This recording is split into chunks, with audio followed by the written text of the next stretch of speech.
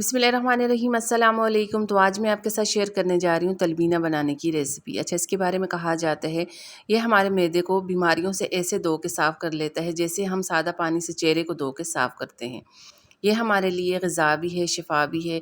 ये हमारे जिस्म को ना ताकत और क़ुव्वत फ़राहम करता है। तो चलें फिर तलबीना बनाना शुरू करते हैं।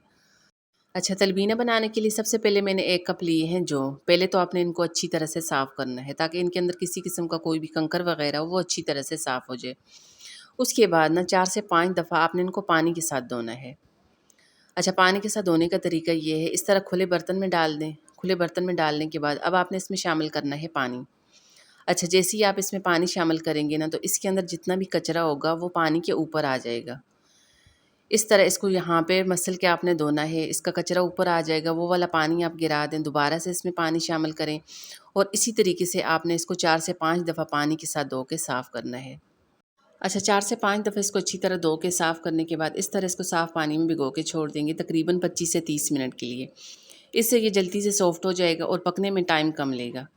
मैंने तकरीबन इसको 25 मिनट के लिए पानी में भिगो के छोड़ दिया था, तो ये अच्छी तरह से सॉफ़्ट हो चुके हैं। अब साथ मैंने यहाँ पे दूध गर्म होने के लिए रखा है।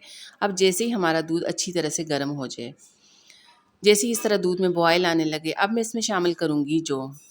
अच्छा, जिस पानी में हमने इनको भिगो के रखा था, इसका पानी निकाल देंगे, पानी ड्रेन करके इस तरह जौ इसमें डाल देंगे। जौ डालने के बाद ना इधर इसको पकने के लिए छोड़ देंगे। इतना पकाना है ताकि ये अच्छी तरह से गाढ़ा हो जाए। अच्छा, तलबीना खाने के ना फ़ायदे बेशुमार हैं। अगर आपको कोई बीमारी है या इस बीमारी की वजह से आपका जिस्म कमज़ोर हो चुका है, आपका जिस्म लाग़र हो चुका है, आप कमज़ोरी का शिकार हैं, सुस्ती का शिकार हैं, तो आप अपनी खुराक में ना तलबीना का इस्तेमाल करें। तो यकीन करें कुछ ही दिनों में आपकी हड्डियाँ मज़बूत हो जाएँगी, पट्ठे मज़बूत हो जाएँगे, आपकी कमज़ोरी ख़त्म हो जाएगी। इसको खाने के ना बेशुमार फ़ायदे हैं। आप अपनी खुराक में इसका इस्तेमाल ज़रूर किया करें। अच्छा, इस तरह दूध में जौ डालने के बाद इधर इसको पकने के लिए छोड़ देंगे। इतनी देर हमने इसको पकाना है ताकि ये अच्छी तरह से गाढ़ा हो जाए। अच्छा, मज़े का तलबीना हमारा बन के तैयार हो रहा है, लेकिन हमने इसको मीठा कैसे करना है? मीठा करने के लिए कोई चीनी का इस्तेमाल नहीं करना, कोई इस तरह की चीज़ हम इसमें शामिल नहीं करेंगे। इसको मीठा करने के लिए मैं इसमें शामिल करूँगी खजूरें। तो ये मेरे पास तकरीबन 18 से 20 खजूरें हैं। पहले आपने इनको अच्छी तरह धो के साफ़ करना है, उसके बाद इनके अंदर से गुठली निकाल देंगे। गुठली निकाल के इस तरह खजूरें इसमें डाल देंगे। अच्छा, खजूरें शामिल करने के बाद ना मज़ीद इतनी देर इसको यहाँ पे पकाना है ताकि जो खजूरें हमने इसमें शामिल की हैं वो अच्छी तरह से मैश हो जाएँ। तो यहाँ पे आप देख सकते हैं खजूरें अच्छी तरह से मैश हो चुकी हैं, ये अच्छी तरह से गाढ़ा हो चुका है। अब यहाँ पे अगर आपको ये थोड़ा बहुत गाढ़ा लग रहा है, तब आप इसमें मज़ीद 1 गिलास दूध शामिल कर सकते हैं। लेकिन अगर आपको इसी तरह पसंद है, तब आपने इसमें और कोई चीज़ शामिल नहीं करनी, कोई दूध शामिल नहीं करना। बस फ्लेवर के लिए मैं इसमें शामिल करूँगी इलायची पाउडर। आधा चम्मच इस तरह इलायची पाउडर इसमें शामिल करेंगे। इलायची पाउडर शामिल करने के बाद इसको अच्छा सा मिक्स करेंगे ताकि इलायची पाउडर बाकी की तमाम चीज़ों के साथ अच्छी तरह से मिक्स हो जाए। अब लास्ट में मैं इसमें शामिल करूँगी ड्राई फ्रूट। अच्छा, ड्राई फ्रूट जिस तरह के आपको पसंद हो, जो भी आपको पसंद हो, वो तमाम आप अपनी मर्ज़ी से इसमें शामिल कर सकते हैं। तो मैंने इसमें शामिल किए हैं बादाम।